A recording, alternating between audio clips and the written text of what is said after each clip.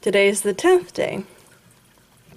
You can see they're getting their coat in, color-wise.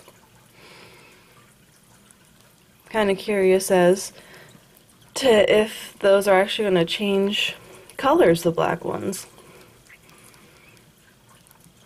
Because the other ones now have their coat in color, so they'll still change every now and again. And they're now starting to eat on their own. Ended up giving one of them a yogi, and they started eating it. And the siblings started to try and eat it, which is kind of cool. And like I said, I'm just kind of curious as to if those black ones are going to stay pure black.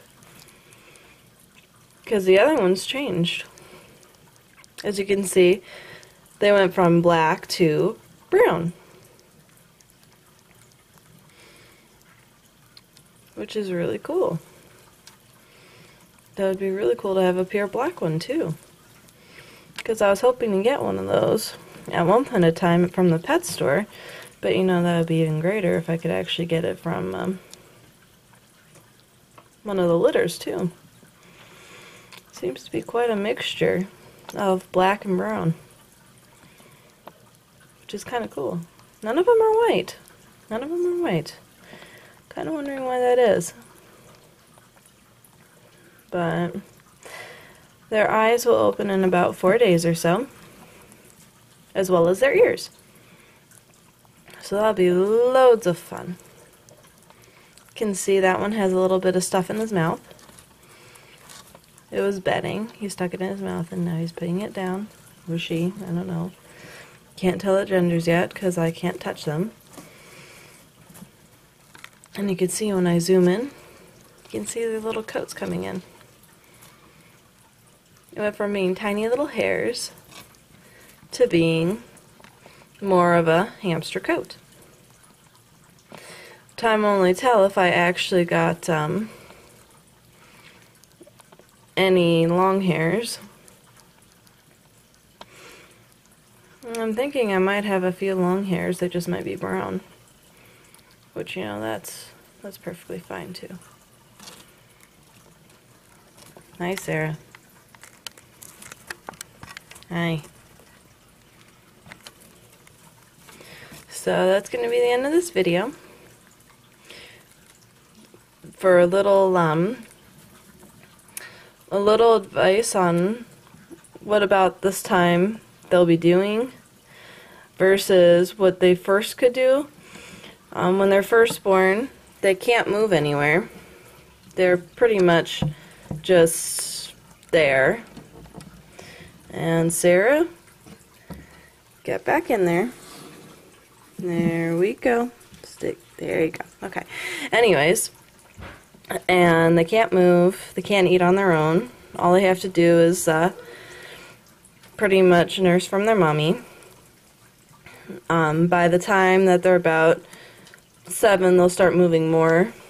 Their coats will be coming in, and by the 8th day or so, their mother will start weaning them, and by the 10th day, you'll be able to see that they are way bigger than before, and they'll actually start getting their teeth in, which, let's see if I can actually zoom in when any of them open their mouth, because you can see the little bits of their teeth coming in.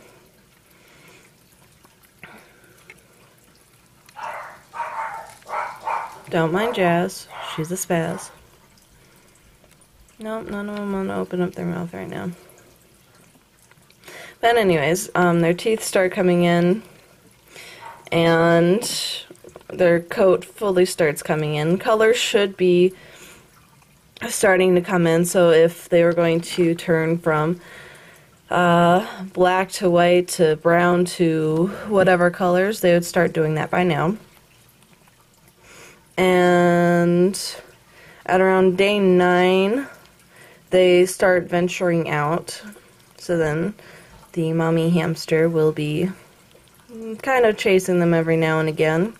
unless she has them in a lot of bedding like this tank is able to do. And it's just loads of fun. I've actually been able to pet these while Sarah was eating. Only reason that I'm able to do that is because Sarah is completely different from her mother. And you could tell temperament-wise that she was leaving them purposely so that she was not afraid of them being hurt or anything. And so I was able to pet a few of those since they're third generation and she's second generation, so she knew that there was nothing really to fear from me. And so that's about the only reason why I did that. First generation hamster that you get, it's a very good idea not to touch them at all. And for second generation, you need to make sure that when they leave the pups, it's for a longer period of time. And when you start feeding them, they don't attack your hand. And if they start trying to attack your hand when you're giving them food, that's a good indicator right there not to touch them. As well as if they never leave their pups, that's another good indication that they're not feeling safe. And so that's just that little tip. And of course, if you are questioning whether or not it's a good idea, it's a good idea not to touch them as well. But if you're confident that your hamster is, first off, farther away from them when you touch them and is leaving them for a longer period of time, then it gives them enough time to snuggle back down into the bedding and get their mother's scent. Do not pick them up.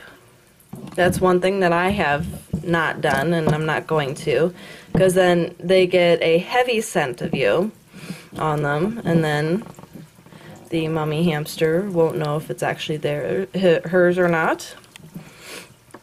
And so it's just best not to touch them then. And when you touch them, just do 1 stroke per hamster. That way, like I said, you don't get a heavy scent on them.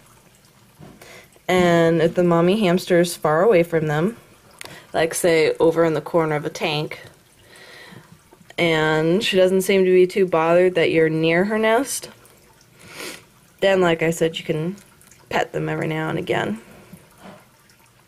And then it's okay, because then like I said, they'll snuggle up next to their siblings or into the bedding, and then the scent that you put on them would be erased, which is good.